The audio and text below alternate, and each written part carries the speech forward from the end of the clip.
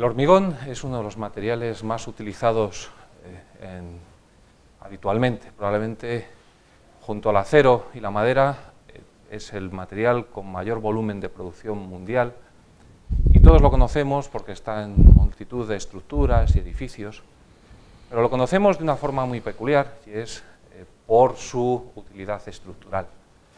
No obstante, si nos ponemos a soñar, lo ideal sería que las estructuras, además de aguantar, además de resistir, lo ideal es que fueran sensibles, fuesen capaces de decirnos cómo están, si están cómodas, si se están deformando, si se van a romper, o avisarnos de otras cosas, si hay mucho tráfico por encima de un puente, o si en un edificio hay una sobrecarga puntual.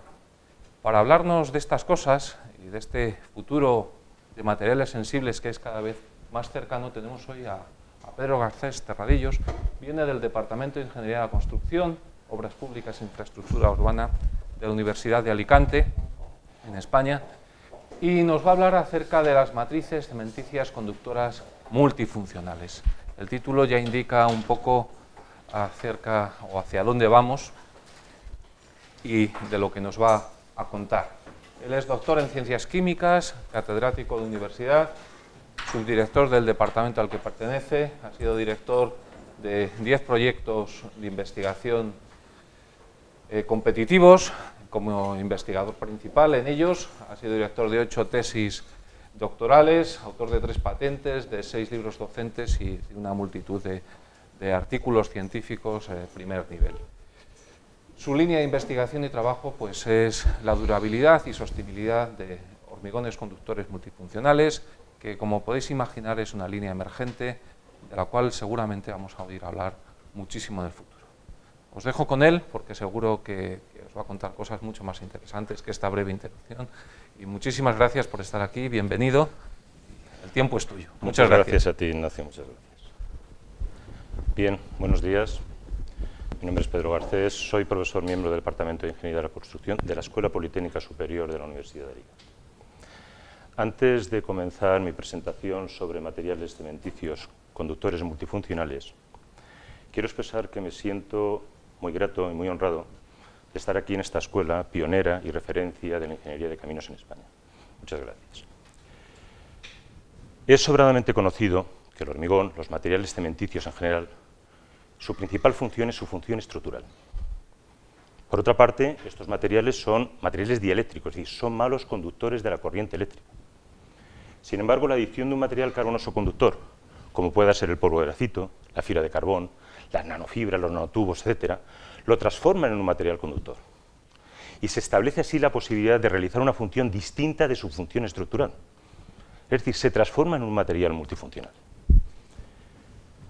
Entre las funciones que puede desarrollar está la función de apantallamiento EMI, supone una barrera a la transmisión de campos electromagnéticos, la función de percepción de la deformación, de actuar como un sensor intrínseco sin llevar ningún otro adherido o embebido en el mismo, lo cual supone hablar de una estructura inteligente y que nos permite controlar la vibración estructural, nos permitiría monitorizar el tráfico, establecer la seguridad de un edificio, optimizar la climatización, el control del estado de servicio de la estructura. Después veremos en qué consisten estas funciones.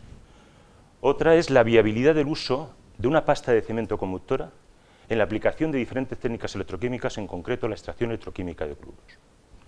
Y por último, la función de calefacción, de acción contra heladas.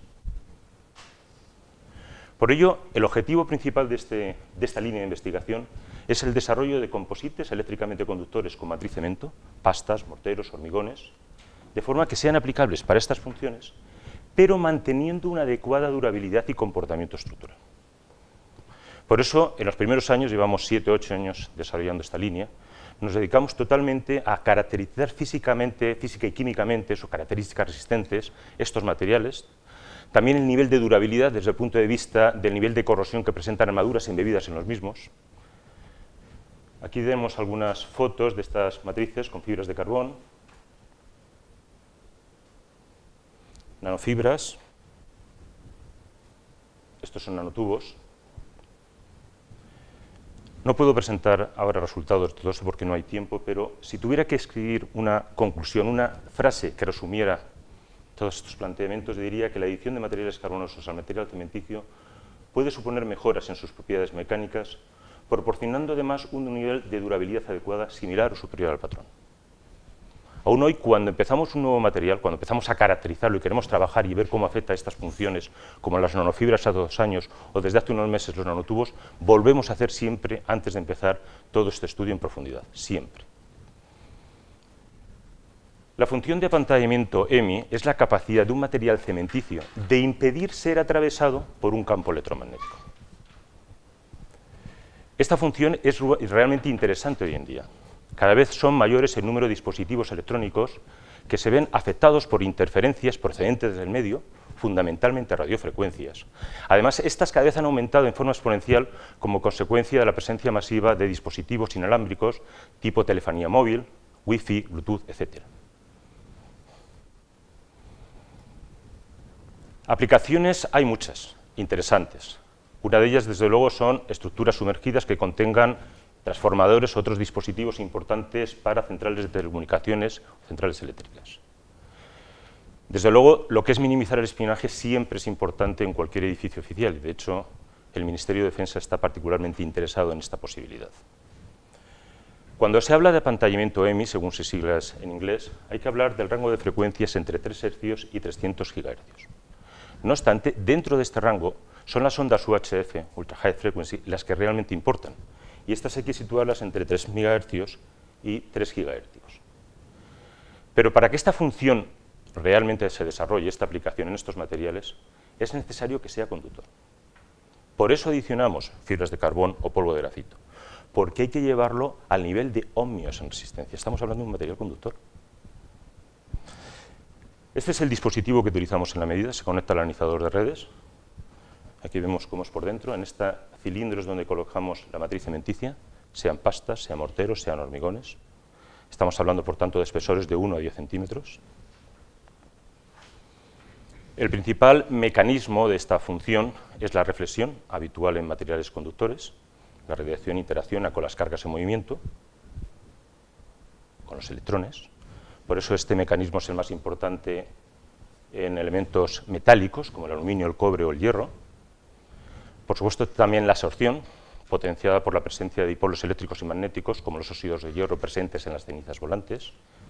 Y por último, las reflexiones múltiples. Para eso es necesario que haya 2 fases. Es lo que ocurre cuando tenemos adiciones conductoras y, por tanto, la interfase entre la fibra y la matriz cementicia.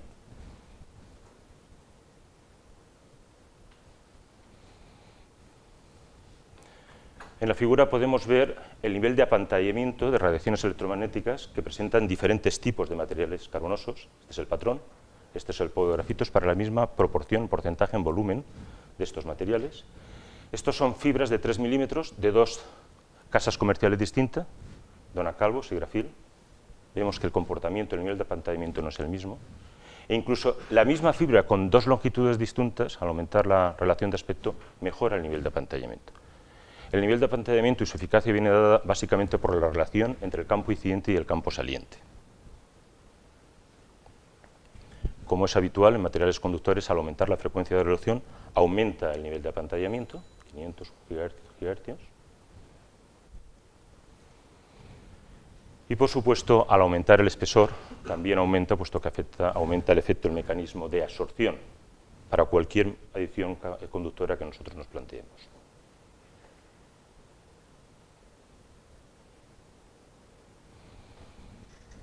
La siguiente función es la función de percepción de la deformación. Esta función se basa en el cambio en la resistencia eléctrica en volumen de la estructura, en este caso estamos hablando de una probeta, cuando se le somete a una carga, a una deformación, es equivalente. Viene caracterizado por lo que llamamos el factor de Alga, que es el cambio fraccional de resistencia por unidad de esfuerzo, y como he comentado antes, la posibilidad de que una estructura sea sensible a sus propias deformaciones. Sin llevar ningún sensor adherido embebido en el mismo, es indudablemente interesante a la hora de hablar de una estructura inteligente.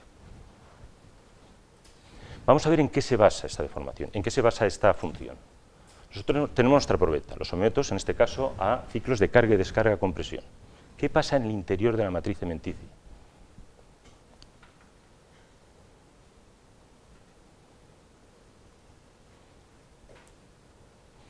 Pues que nosotros tenemos adiciones conductores, tipo fibras, nanofibras, que están homogéneamente, o más o menos homogéneamente, repartidas en el seno de la matriz cementicia, que interactúan y tienen una adherencia con la matriz cementicia, tienen un contacto. Por tanto, cuando nosotros lo tenemos inicialmente sin una carga, hay un contacto, hay una adherencia y hay una resistencia de contacto. Cuando nosotros aplicamos una carga, la unión de esa matriz cementicia con la fibra varía, se hace más íntima, la adherencia aumenta. Es una propiedad intrínseca, es la resistividad lo que está cambiando realmente. En consecuencia, al cambiar eso, cambia la resistencia eléctrica en volumen de la estructura, en este caso de la probeta. Controlando, por tanto, y monitorizando la resistencia de esa estructura, estaremos controlando, por tanto, el nivel de carga. Ahora veremos claramente esto.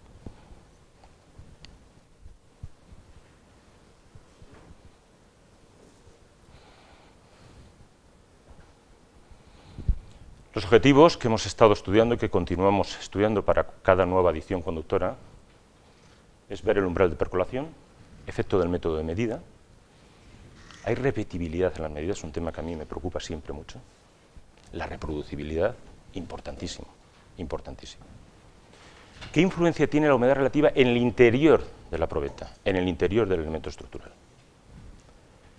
¿Afecta la carga? ¿Es lo mismo que la carga, los ciclos de carga sean muy rápidos o sean extremadamente lentos? El nivel de carga, un 5, un 10, un 15, un 20% de la carga de rotura, estamos en la zona elástica, estamos en la zona plástica, ¿cómo afecta todo esto? Y por último, está muy bien estudiar una probeta, pero ¿qué pasa en un elemento estructural? Estos son los dispositivos que manejamos habitualmente.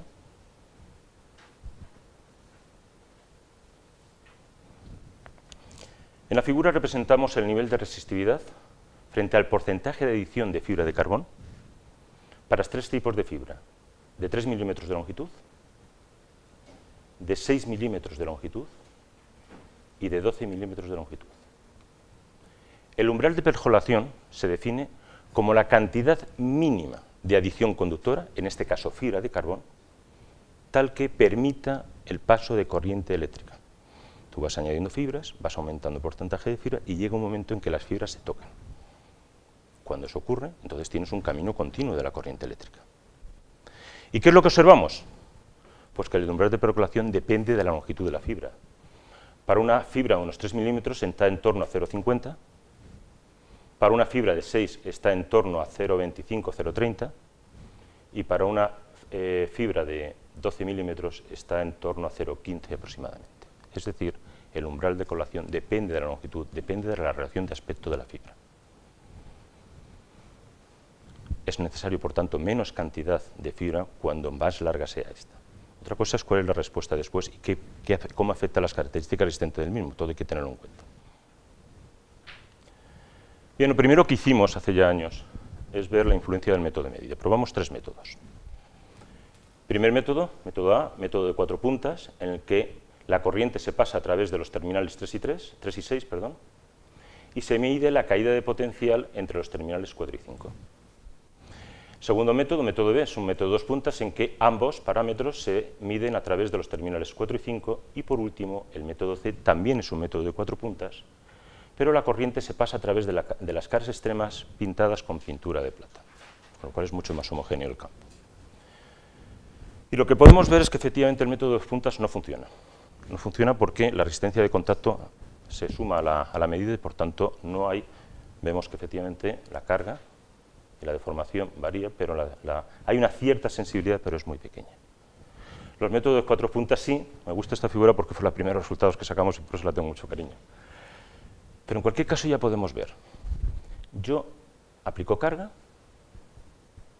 la deformación, y paralelamente cuando yo voy aumentando la compresión, aumento la adherencia y el contacto entre la fibra y la matriz, disminuye entonces la resistencia y disminuye de una forma reversible.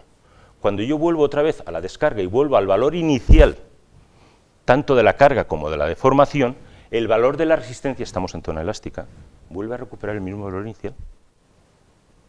¿Se dan cuenta ustedes? Nosotros podemos controlar entonces el estado de una carga, de una estructura, controlando la resistencia. En esta figura se ve más clara, esta figura la hemos hecho más recientemente con nanofibras de carbón y vemos cómo efectivamente el mismo planteamiento que acabo de decir, son ciclos de carga y descarga. Nosotros podemos calcular el gate factor en cualquiera de las ramas. Normalmente lo hacíamos en el segundo ciclo, en la carga y en la descarga, y caracterizábamos el material de esta forma o poníamos todos los factores de Galga. Desde luego lo que se ve claro es cómo va disminuyendo la resistividad conforme vas aplicando la carga y que esto es absolutamente y total reversible, de forma reversible. Últimamente, y esto es una cuestión de meses, lo que hemos visto es que es mejor considerar todos los ciclos de carga y descarga, todos los gate factor, y hacer un ajuste por mínimos cuadrados. Realmente estamos calibrando nuestro sensor para este caso concreto. Esto solamente nos dura 3, 4, 5 ciclos. ¿Y qué pasa si sometes esa estructura a muchos ciclos? Bueno, pues vemos que efectivamente llegamos a 20 ciclos, hemos llegado hasta 100 ciclos. Si estamos en la zona elástica, el comportamiento siempre es el mismo. Siempre es el mismo.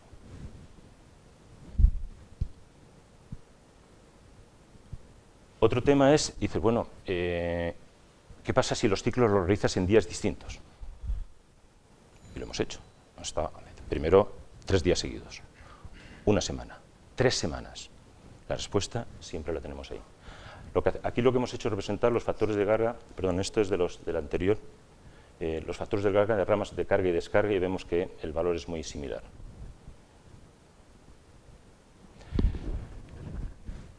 Si estamos en la zona elástica, donde la deformación y la carga son proporcionales a través del modo de Poisson, pues entonces, efectivamente, es equivalente controlar la carga o controlar la deformación. Por tanto, nos permite controlar ambos factores, controlando la resistencia de la estructura.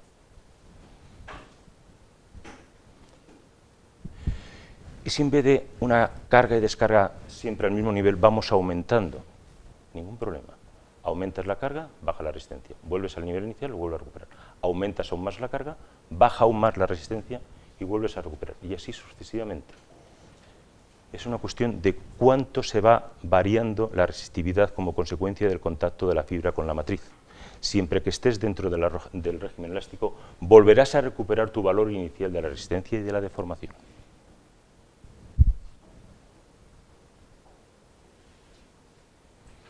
Aquí ciclos de carga contenida.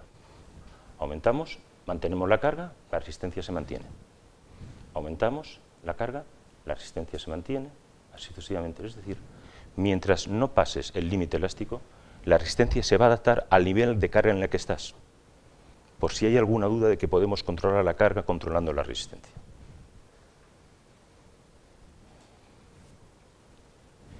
¿Y qué ocurre cuando seguimos aumentando la carga y superamos esa zona elástica? Pues entonces empiezan los microdaños, las microfisuras. Y cuando eso ocurre, ya el nivel de deformación no puede ser el mismo que el inicial, no se recupera, y efectivamente así lo vemos. Vemos cómo va disminuyendo y no vuelve a recuperar su deformación inicial, porque has roto de alguna forma también la adherencia entre la matriz y la fibra. Y efectivamente, y en paralelo, los niveles de resistencia van aumentando. Esto se ve más claramente en la zona de carga máxima, hasta que llegas a la carga de rotura, momento en el cual se acabó el control. Pero nos está permitiendo controlar el daño de la estructura y nos está permitiendo saber cuándo hemos llegado hasta el final, lo cual es también muy interesante, sin duda alguna.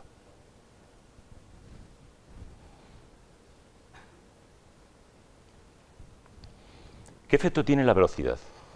¿Depende del estado de carga? No.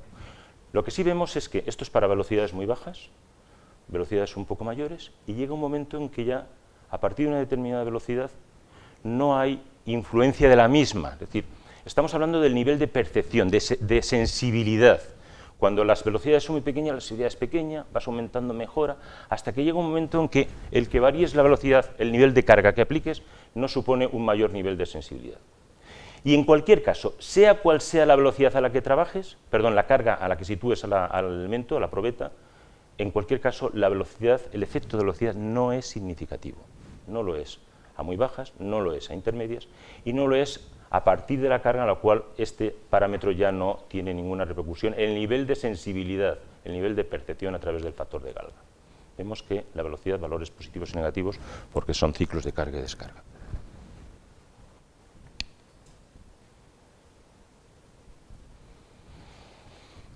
Otro tema que nos preocupaba en su momento es cómo afecta el nivel de humedad en el interior de la probeta. Hemos ensayado 4 humedades, 100%, seco, totalmente seco, y 40 y 60%, manteniéndolas el tiempo necesario en recipientes que mantienen esa humedad hasta pesada constante, estar seguros de que tenemos esa humedad.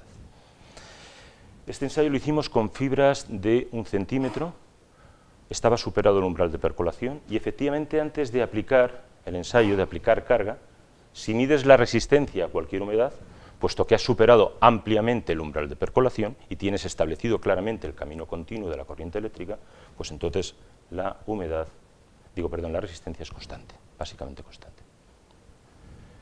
¿Qué pasa con la función de percepción? ¿Influye la humedad? Bueno, lo que se observa es que entre estar seco y... Bueno, primero es que las diferencias no son demasiado significativas, pero en cualquier caso es mejor medir estando la probeta totalmente seca o totalmente húmeda. ¿Qué ocurre con estos valores intermedios, 40 y 60%? Pues al igual que hablamos de umbral de percolación de fibras de carbón o de matriz de adiciones conductoras, también hay que hablar de umbral de percolación cuando hablamos de moléculas de agua en el interior de la matriz cimenticia. Que haya un 40 y un 60% es algo que no está muy lejos de la realidad en absoluto, no significa, y de hecho no ocurre, que las moléculas del agua en el interior se estén tocando. Eso ocurre a partir de 80 y tantos % aproximadamente. Entonces, ¿qué ocurre? Pues que cuando tú estás aplicando un campo, estás gastándolo, entre comillas, en polarizar las moléculas de agua y de ahí que el nivel de sensibilidad sea ligeramente inferior a las otras dos humedades. Bueno, y si en vez de pastas trabajamos con morteros, ¿qué pasa con morteros? ¿Qué pasa con hormigones? ¿Es la respuesta la misma de esta función de percepción? Hombre, sí vemos que hay una reversibilidad en los cambios, pero hombre, no es la misma respuesta que una pasta, eso es así. Ni tampoco el nivel de sensibilidad. Y si pasas a morteros, pues casi peor. Con lo cual, fue el momento cuando nos empezamos a plantear. ¿Y si lo que ocurre es que lo que no tiene sentido es que intentes que toda tu estructura sea sensible a la deformación? ¿Y si que lo que interesa es que sea algo superficial a la estructura, que tú puedas aplicar o proyectar, palabra mágica, nuestra palabra mágica, en lo que queremos, o proyectar esa pasta? Lo que hicimos fue pasar una viga. Aquí están nuestros sensores colocados en la superficie, son probetas, ahora vemos las fotos, colocados en diferentes caras, cara de máxima compresión, en diferentes puntos. La viga no tenía ninguna adición conductora. Se trata de si cuando yo le aplico la carga a la viga me la transmite a estos sensores que tengo en la superficie. Aquí tenemos la viga, aquí tenemos los sensores. Fijaros que aquí, estos son probetas parecidas a las que hemos estado presentando ahora. Algunas las hacíamos in situ, otras las hacíamos fuera, las curábamos y luego las pegábamos con resina. Otra zona lo que hacíamos era aplicarlo suficientemente, como si aplicaras pasta de yeso. Ahora estamos proyectando, estamos ahora mismo trabajando con viguetas. ¿Qué es lo que ocurre? Aquí se ve otra foto.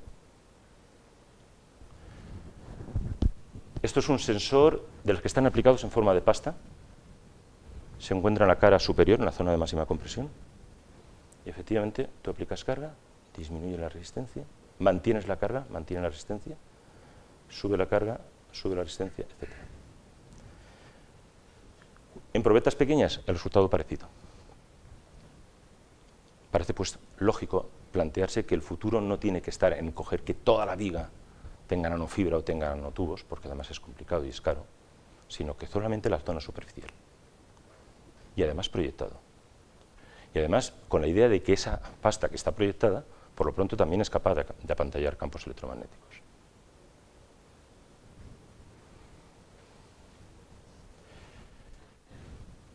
Otra función que nos planteamos en su momento, que fue una primicia a nivel mundial, hay una patente en relación al tema, es la viabilidad del uso de una pasta de cemento conductora como ánodo en la aplicación de la técnica de extracción electroquímica de grupos. Es sobradamente conocido que la corrosión de las armaduras es la principal patología de las estructuras de hormigón armado. Que esta viene acompañada por la destrucción de la capa pasivante, de esa capa de oxidrósidos que se forman en los primeros días, esos días en que el hormigón es plástico, es mágico, porque me permite darle forma al meterlo en un molde. esa capa de oxidróxidos que es continua, es adherente, es impermeable y lo protege indefinidamente frente a la corrosión. Esencialmente son dos las causas que provocan la corrosión de las armaduras, como es sobradamente conocido. Por una parte, la carbonatación de la capa de recubrimiento por reacción del CO2 con los álcalis. El CO2 se disuelve en el agua, forma el ácido carbónico, protones neutralizan los OH de los álcalis, carbonatos se unen al calcio y, por tanto, tenemos un pH distinto. Estamos en una zona distinta desde el punto de vista termodinámico, pues nos vamos a la zona de corrosión del diagrama de prueba. Y la otra es la presencia de iones cloruro. Bien, porque estemos en un ambiente marino, estamos allí en Alicante, o bien porque estemos en climas fríos y cada mañana nos desayunamos con una capa de hielo y entonces pues tenemos que añadir sales de hielo porque ante todo la seguridad es prioritaria. Cuando estos cloruros penetran a través de la red de poros y canalículos, porque es compacto, es denso, pero tiene porosidad, y alcanza la armadura, allí donde la alcanzan, digamos, destruyen la estabilidad de esa capa pasivante e inicia una corrosión localizada, normalmente por picaduras. Bueno, si entran masivamente con el paso del tiempo, pues al final dicen, si esto es una corrosión generalizada, no ha sido lentamente, punto a punto, ¿no? Generando microánodos. Evidentemente esto conlleva una disminución de la durabilidad de la estructura y por eso las normativas europeas, la IH, establece un máximo en hormigón del 0,4% en relación al peso de cemento, la cantidad de cloruros. Hay métodos tradicionales, de parcheo, pero también hay otros métodos de reparación no tradicionales, como son la aplicación de técnicas electroquímicas, como la protección catódica, la realcalinización electroquímica o la extracción electroquímica de cloruros. Esta técnica se basa en conectar al polo negativo de la fuente de alimentación y, por tanto, actuando como cátodo, la armadura. Y al polo positivo, un ánodo que se sitúa en la superficie del hormigón. Normalmente, pues no sé, una malla de titanio enriquecido de titanio óxido de rutenio, por ejemplo. Y lo conectamos al polo positivo y esa es la zona anódica. La idea es, ¿y si colocamos una pasta de cemento conductora? Proyectándola, que ya me ha demostrado que es sensible a la percepción, que ya me ha demostrado que es capaz de apantallar campos electromagnéticos. Evidentemente, cuando aplicamos el campo, los iones cloruro están cargados negativamente y se ven atraídos por esa capa exterior que está cargada positivamente. Y los extraes del hormigón sin necesidad de picar. Y si la armadura no estaba muy corroída, si no has llegado a un estado muy avanzado del periodo de propagación, pues entonces en ese caso acabas de aumentar la vida útil de esa estructura, porque le has sacado cloruros. De hecho, conocí en un congreso en Sudáfrica una empresa canadiense, está contratada, lleva años contratada, y van todos los años al mismo puente y metro cuadrado le sacan los cloruros y tienen el contrato indefinido, de momento lo mantienen. Y sacan metro cuadrado los cloruros, con todo lo que cuesta y conlleva.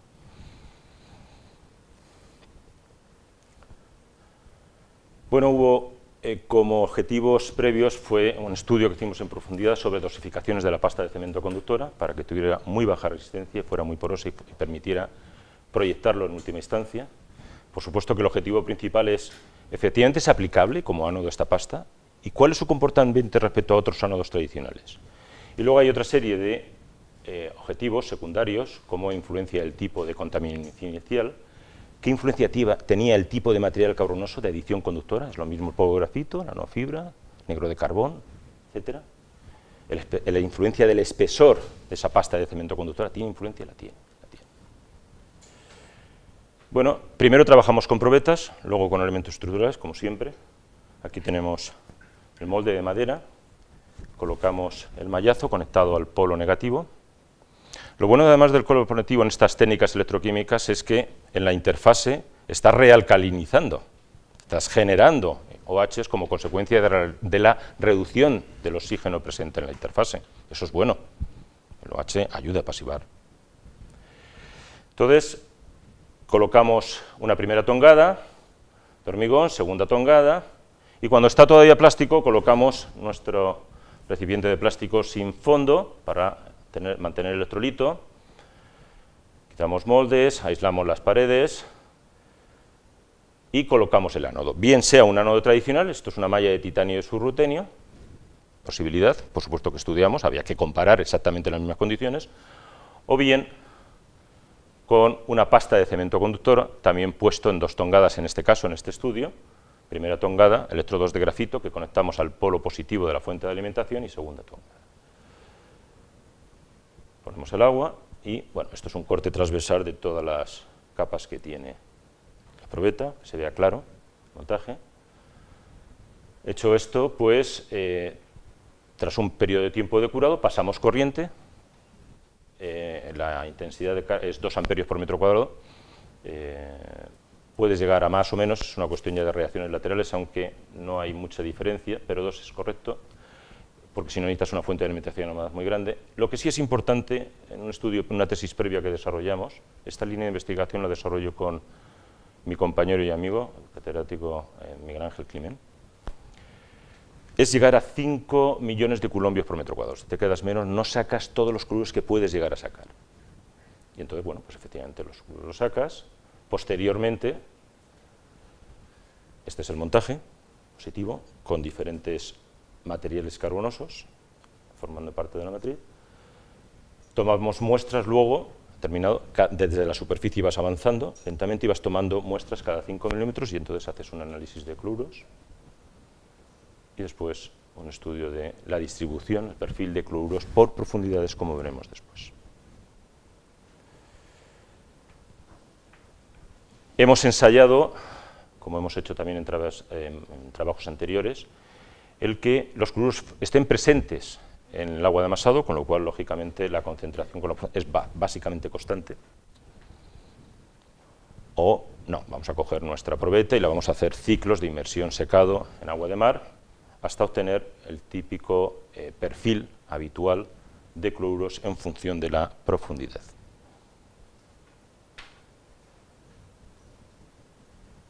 Bien, estos son resultados obtenidos con polvo de grafito, fibra larga, negro de carbón. A ver, inicialmente, antes de aplicar la técnica de extracción electroquímica, esto es el hormigón, el nivel de cloruro es el 100%, lo digo para interpretar correctamente el color, es el 100% de los cloruros están ahí. Después de aplicar la técnica, en el hormigón hay un 23,5%, es decir, he sacado un 70 y tantos % de cloruros. Vemos que en la pasta de cemento conductora que actúa como ánodo ha quedado retenido una cierta cantidad de cloruros. En el agua un 53,1 se analizan cloruros. Evidentemente el resto hasta 100 es que se ha oxidado. Cuando llega el cloruro al ánodo se oxida a clorogas. Es decir, el balance de materia se mantiene, por supuesto, como no puede ser de otra forma. Hay una pequeña diferencia según cuál sea el material, la adición conductora. La verdad es que en esta técnica lo que mejor ha funcionado siempre, homogeniza mejor el campo, es el polvo de grafito, pero tampoco las diferencias son significativas. Yo no diría que son significativas. Aquí vemos una visión más clara, esta es la concentración inicial de cloruros, y esto lo que queda de cloruros después de aplicar la carga. ¿Por qué no sacamos todos? Pues porque, entre otras cosas, parte de los cloruros están formando un compuesto, la sal de Frieden, son cloruros ligados, reaccionan con los aluminatos presentes en la composición del cemento, y estos no son susceptibles de emigrar por acción del campo eléctrico. Otra cosa es que tú apliques carga, apliques la técnica, lo dejes, sacas un porcentaje, el 70%, y dejes pasar un tiempo. Entonces hay un equilibrio entre esos cloruros libres y cloruros ligados, y ese equilibrio se desplaza hacia la formación de cloruros libres, como es normal, y entonces sacas más, puedes llegar a sacar más, pero supone estar tiempo ahí. ¿Y qué ocurre si, en vez de, qué pasa con la malla de titanio surtenio, con el ánodo tradicional? Pues lo que vemos es que en esta experiencia, es decir, que en otras experiencias, yo prefiero decir, porque creo que me estoy ajustando más a la realidad, que lo que sacas de cloruros es básicamente lo mismo. Lo digo porque aquí nos queda casi un 40% de cloruros, pero en otras experiencias lo que sacas es básicamente lo mismo, como no puede ser de otra forma, si es un campo homogéneo, no puede haber diferencias. Por tanto, las ventajas se trata en qué ventajas tiene tu ánodo, el que tú estás proponiendo, respecto al ánodo tradicional. Y yo he visto el montaje allí de metro cuadrado a metro cuadrado con las estructuras. ¿Qué ventaja tendría nuestra matriz? Ahora lo veremos. Ahora lo veremos. Y vemos que efectivamente en todos los casos sacamos los cloruros. La cuestión es que aquí el espesor de la capa de recubrimiento, si os acordáis, primera tongada, electrodo de grafito, segunda tongada, tenía casi 2 milímetros, 2 centímetros, era mucho. Y eso conllevaba que parte de los crudos se quedaran, y eso es un problema.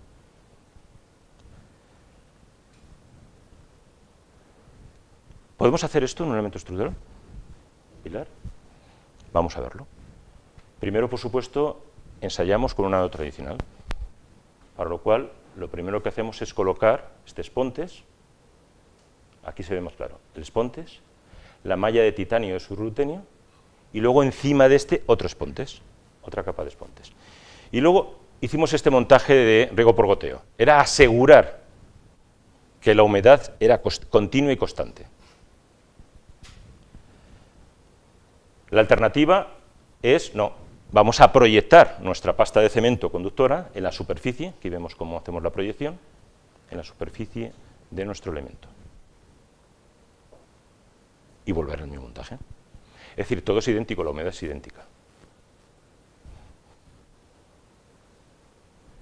Los resultados son básicamente lo mismo, por eso yo digo que básicamente lo mismo. Y dos, al ser proyectado, solo tenía 2 milímetros de espesor, con lo cual no se quedaba nada retenido prácticamente. Y al ser proyectado era tan porosa la pasta, que actuaba como ánodo, que los cloruros o pasan o se oxidan, es decir, no se quedan retenidos. Hemos resuelto ese problema. Pero con la ventaja de que efectivamente el nivel de extracción es igual que el de un ánodo tradicional. Pero con la ventaja es que yo lo proyecto y por tanto es mucho más versátil que el ánodo tradicional. Lo proyecto en cualquier superficie, incluso en extraplomo. Eso hacerlo en otros es complicado. Aquí vemos una presentación hecha por persona que está haciendo la tesis doctoral.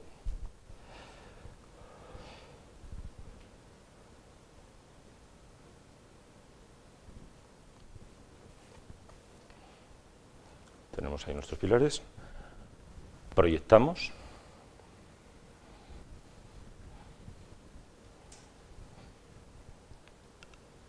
Aplicamos la corriente, polo positivo, conectado en el ánodo exterior, negativo a la armadura, mantenemos la humedad y sacamos los cloruros. Hay un tema que nos preocupaba, decir, bueno, bien, pero ¿y cómo vas a mantener la humedad? El primero que tiene que ser crítico es uno con uno mismo y no engañarse, ¿no? Y si no, estás al mismo nivel que los otros, porque los otros tienen un problema con la humedad también. La sorpresa fue comprobar que nuestra pasta conductora, sin regarla, la riegas inicialmente, ¿vale? Sin regarla, es capaz de aguantar hasta 10 horas, yo ahora lo estoy haciendo en 4 horas y se me mantiene, hasta 10 horas, aplicando la carga sin necesidad de que estés continuamente manteniendo la humedad. Es tan porosa que retiene humedad mi pasta de cemento conductora y me permite que lleguen los iones cloruro. Entonces, con que la persona que está haciendo, porque esto es una técnica que se aplica durante unos días, riegue cada horas, y es cara, pero se aplica. Riegue durante cada 4 o 5 horas es suficiente, cosa que los otros no tienen esa posibilidad. Por tanto, efectivamente es aplicable a cualquier estructura y en cualquier geometría, puesto que estamos aplicando por proyección. La última función es la acción contra las heladas. El planteamiento es muy parecido al anterior, es decir, nosotros conectamos al polo negativo de nuestra fuente de alimentación, la armadura al polo negativo de la fuente de alimentación, y nuestra pasta de cemento, o nuestro mortero, o nuestro hormigón, ya ahora hablaremos de posibilidades, porque estamos en la primera fase, esto llevamos meses estudiando esta función, estamos únicamente con pastas, tenemos mucha ilusión con los hormigones, pero no toca todavía, antes tenemos que conocernos bien. Lo cierto es que cada mañana, en una pista de aeropuerto, Heathrow, enero, se levanta con una placa de hielo y hay que dar una respuesta. Y que las respuestas que hay hoy en día, pues evidentemente tienen unas consecuencias. Entonces, ¿es esto factible? Bueno, pues esa es la idea. Si tú conectas al polo negativo la armadura y al polo positivo, la ideón, pasas de corriente y se calienta. Con que llevemos a una temperatura de 0 a 5 grados, estaremos cargándonos esa capa de hielo. Pero dices, no, no es factible, no es viable. Que sí lo es porque en un puente se ha aplicado con otros tipos en Estados Unidos y sí es fácil. Otra cosa es el precio. Bueno, si yo tengo mi edificio, mi pared, con este material proyectado, el calor es homogéneo de toda la superficie. Aquí vemos un primer ensayo, vemos cómo si llevamos hasta 150 voltios, podemos llevar hasta 81 y hemos llegado a 100 y pico grados. Es decir, lo de menos es hasta dónde puedes llegar. Tú puedes calentar eso, pero caliente de verdad. Si bajas el voltaje, pues baja la temperatura. Si desconectas, la evolución es todavía más drástica, vuelves a conectar, vuelves a recuperar el valor inicial, bajas aún más, sigue bajando la corriente, si desconectas, bajas más. En la primera fase vemos que hicimos la aplicación con voltajes crecientes, la pendiente de evolución de la temperatura varía, lógicamente, eso también está claro, como era de esperar, pero queríamos verlo. Podemos, por supuesto, no es necesario llegar a 80 grados, ni siquiera a 20. Es que, quiero decir, que puedes llegar a trabajar un voltaje tan pequeño que la potencia que demandas es realmente pequeña y el consumo es pequeño. En estos momentos, aparte del efecto del tipo y proporción de material carbonoso, ¿qué pasa con pastas? ¿Qué pasa con polvo de grafito? ¿Qué pasa con nanofibras, con nanotubos, con fibras de carbón? En este momento estamos en este tema, porque es muy importante. Es decir, ¿quién está calentando ahí? ¿El paso de corriente o el agua? Estoy transmitiendo una de semanas. Por eso estamos en una fase de estudiar esto, lo mismo, a diferentes humedades relativas rigurosísimamente controladas. Y además estamos modelizando, en colaboración con la Cátedra de Ingeniería Química, el comportamiento, estas curvas las tenemos clavadas del punto porque sabemos lo que está ocurriendo en función de la humedad, pero no del todo, por eso estamos estudiándolo en profundidad. Y luego, por supuesto, dice, las pastas está bien, claro, ¿qué pasa en morteros? ¿Qué pasa en hormigones? Porque dices, bueno, a ver, tu pasta no va a aguantar el impacto de una rueda de un avión, es cierto. Y si estamos hablando de una capa de hormigón que esté a 10 centímetros o a 5 centímetros de la que recibe el impacto y es capaz de calentarlo y llevarlo a 0 grados, que no te estoy diciendo que lo lleves a 80 grados, te estoy hablando de que lo lleves a 0 grados. Ya lo veremos. Bien, concluyendo sobre todas estas posibilidades, diré que efectivamente nos permitiría estos materiales cementicios conductores el desarrollo de estructuras inteligentes, porque nos permiten controlar la vibración estructural, monitorizar el tráfico. Efectivamente, yo entro por esa puerta y esa baldosa está hecho con ese material cementicio, entro y entra Pedro Garcés con sus 88 kilos, detecta la presencia de una persona, se alerta a la seguridad y se activa o no se desactiva la calefacción. Eso es importante. ¿Puedes pesar un camión? Es una posibilidad. ¿Puedes controlar cuántos camiones pasa? Es otra posibilidad. Está, por supuesto, la función de apantallamiento, el interés que tiene frente a la protección por el espionaje electrónico. Vuelvo a repetir y no puedo decir más, hasta ahí estoy autorizado. Hay un interés del Ministerio de Defensa, lo dejamos ahí de momento. Está la posibilidad de utilizar esta pasta como ánodo en la aplicación de esta técnica de extracción electroquímica, pero es que diré otra cosa. Es que una vez que haya sacado los cloruros, podemos aplicar protección catódica. O mejor, como dijo el profesor, eminente profesor y excelente persona, Pedeferri, Universidad de Miller, que ya no está con nosotros, prevención catódica, es decir, con mucho menos potencial, estás aplicando, una vez que has sacado los cloruros, bajas la agresividad de la aplicación del campo a niveles extremadamente bajos, pero suficientemente bajos como para que el cloruro que pretende entrar se encuentra con un campo eléctrico que le dice que no llega hasta la armadura. Es muy poquito, pero ya se lo estás impidiendo. Y hace falta muy poquito. Y yo ya he proyectado, yo ya lo tengo montado. Y por supuesto la posibilidad de deshielo de superficies, pistas, puentes, etc. Todo ello supone una transferencia de tecnología al sector de la construcción. Nuestro próximo envite acaba de salir, hace una semana, expedido un proyecto europeo, en particular para el desarrollo de esto en colaboración con la doctora Deborah Chun, líder mundial de la especialidad, con quien colaboramos, es honoris causa por nuestra universidad, a propuesta nuestra. Como resumen de la productividad diré que hay un libro publicado, Hormigones conductores multifuncionales, de editorial Hueco. Llevamos 7 años en este tema, 11 artículos ahí, hay 12 más ahora en marcha, 15 ponencias en congresos, 6 proyectos financiados en esta línea de investigación. Nos vamos a presentar en este proyecto europeo, programa específico de ideas del 7º programa marco. Tenemos 2 patentes en esta línea y 7 tesis doctorales, una ya defendida, 2 se defienden en el mes de diciembre, ya está puesto el tribunal, en febrero viene otra y las otras 4 están en marcha. Por último, presentar a mi equipo, profesores Eva García, Luis García, Emilio Zornoza, Juan Alcaide, que ya no está con nosotros, Maite Pérez Garrido, todos ellos profesores de la Universidad de Alicante, quien en su momento dirigía su tesis doctoral. Y por supuesto la joya de la corona, que son mis doctorandos. Sin ellos esto no sería posible. Javier, Óscar, Inés, Álida, Jesús y Jorge. No quiero terminar mi presentación sin dar las gracias muy sinceramente al profesor Pastor, profesor Moragues, por su amable invitación. Muchas gracias.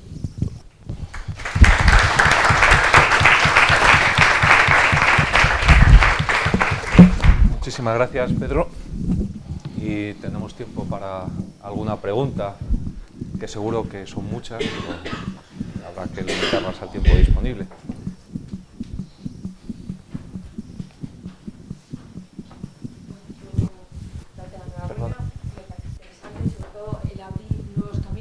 No sirve solo para lo que, aplicándolo, como decía, que va a servir en el futuro para muchas cosas. Ya sé que la técnica de extracción de cloruros por diferencia de potencial es una técnica que se aplica,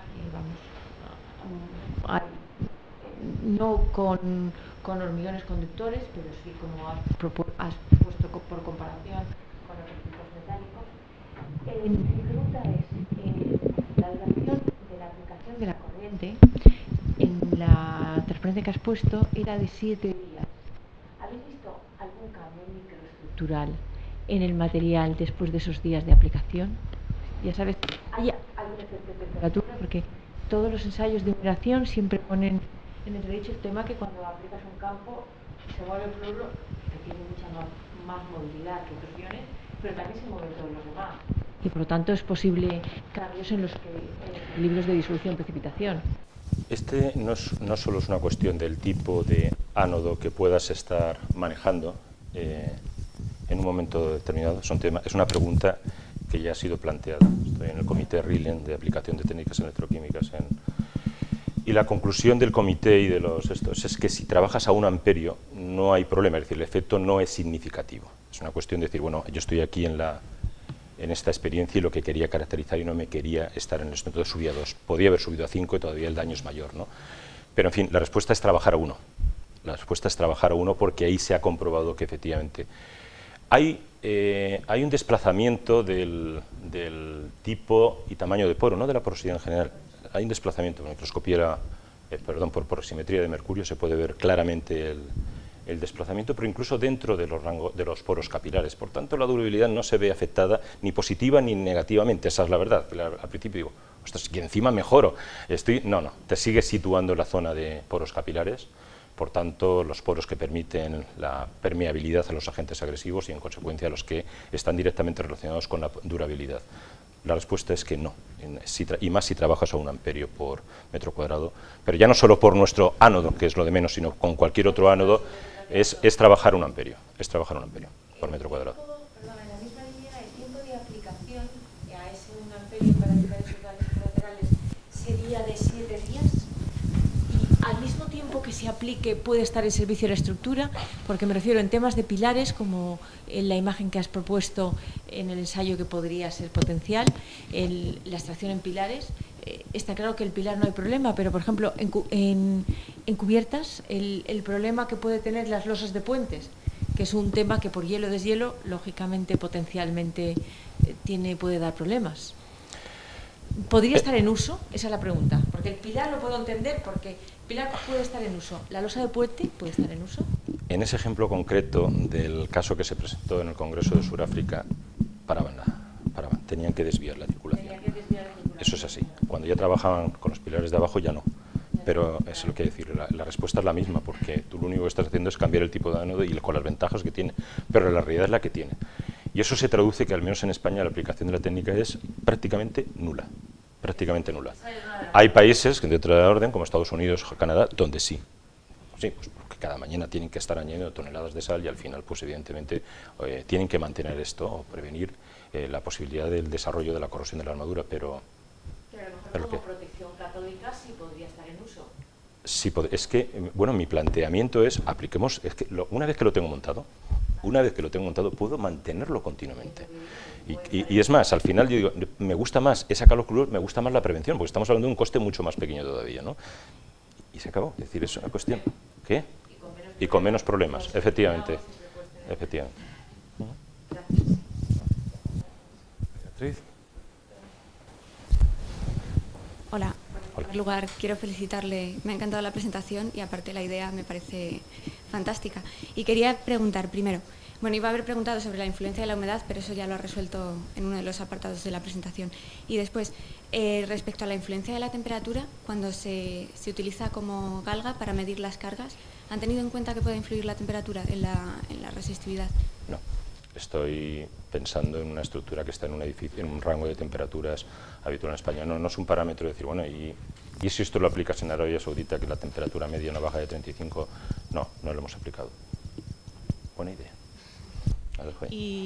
Buena idea, sí, puede ser interesante. Sí, se bien, ve que influye, claro. Dime.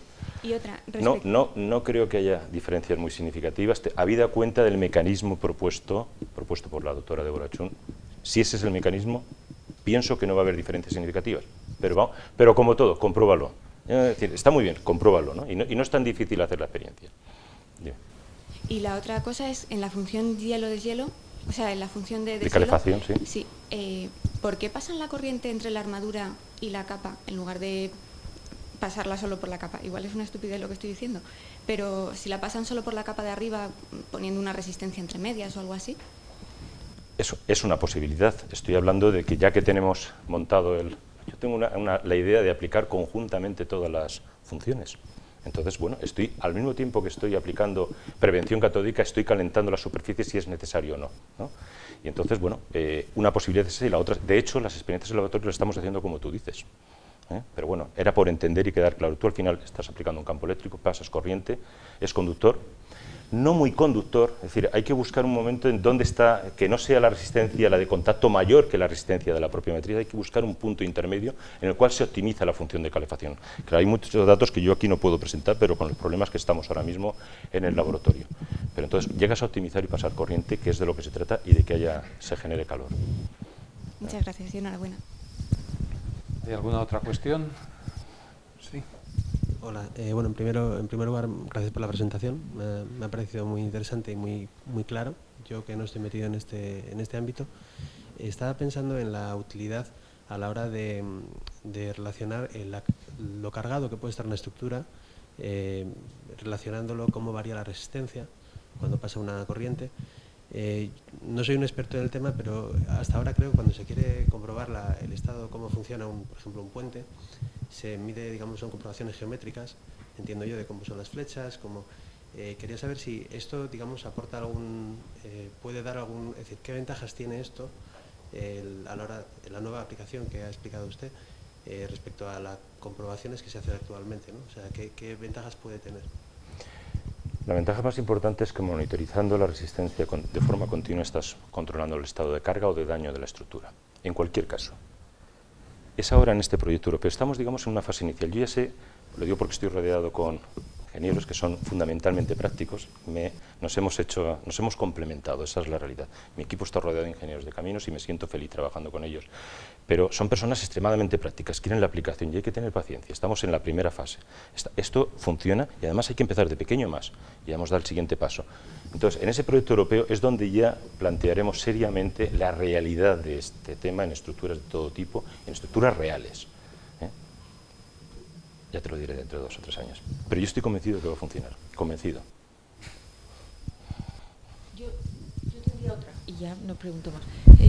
Hemos hablado de conductividad eléctrica, conductividad térmica. ¿Podemos hablar de capacidad de absorber calor? ¿De ser condensadores, por decirlo de alguna manera? Esa es una de las preguntas que en un proyecto europeo me pidieron. O sea, ¿cómo podemos que el hormigón almacene calor?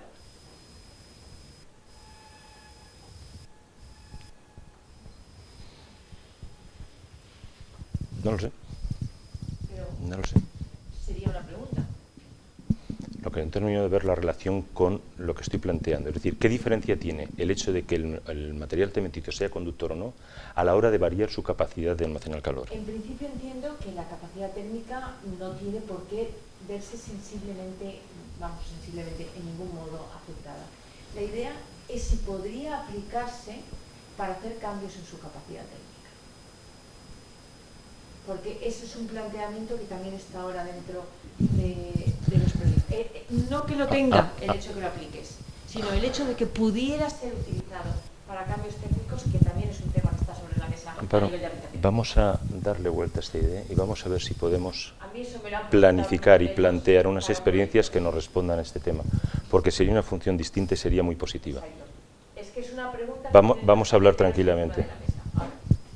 Ahora, sí, ya lo pregunto más. Lo bueno de la investigación, y por lo que a mí particularmente me apasiona, es que hay una pregunta, como la acabo de hacer. ¿La puedes saber o no saber? A estas alturas de mi vida lo que no voy a hacer es presumir de lo que no sé. Pero tú le preguntas a la naturaleza, planificando unas experiencias que digan, respóndeme a eso, y eso es la investigación, y a mí me parece, sin duda alguna, apasionante. Una de ellas es esta. Muy bien. Bueno, pues de nuevo muchas gracias por estar aquí, gracias, por de esta amable y de verdad muy interesante charla.